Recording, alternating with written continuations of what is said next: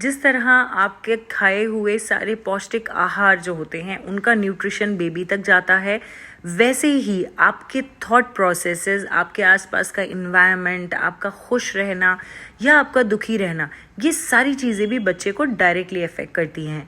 जब मदर खुश नहीं रहती, जब मदर सैड रहती है या स्ट्रेस में रहती है तो अक्सर बीपी बढ़ जाता है, और बीपी बढ़ जाता है तब ऐसे में बच्चे को खून का दौरान कम पहुंचता है। जब बच्चे को खून का दौरान कम पहुंचता है तो बच्चे के ऑर्गन्स प्रॉपर्ली विकसित नहीं हो पाते।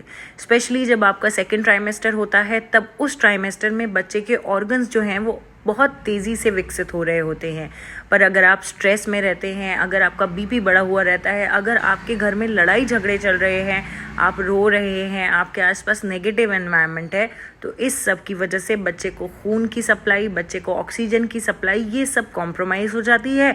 और अक्सर कभी बच्चे का वज़न कम रह जाता है, बच्चे के सर का साइज़ छोटा रह जाता है, और कभी जो होता है बच्चा पैदा नॉर्मल होता है लेकिन 3-4 साल का जब बच्चा होता है तब पता चलता है कि उसको डेवलपमेंटल डिसऑर्डर्स हैं, जैसे कि ADHD या फिर ऑटिज़म।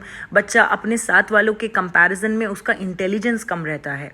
ये वो चीज़ें हैं जो हमें दिखाई नहीं देती, लेकिन इनका इम्पैक्ट अक्सर बहुत गहरा होता है। इसलिए ये ज़रूरी है कि जब भी एक महिला प्रेग्नेंट है उसके आसपास का एनवायरनमेंट बहुत ही ज़्यादा चेयरफुल रहे, हैप्पी रहे। लड़ाई झगड़े हर घर में होते हैं, लेकिन इन लड़ाइयों को, इन झगड़ों को प्रेगनेंसी के बाद तक टाला जा सकता है। और सबसे ज़्यादा इम्पॉर्टेंट तो ये है कि हम एक दूसरे के बीच में ऐसी भावना रखें कि हम एक दूसरे को माफ़ करें, आगे बढ़ें और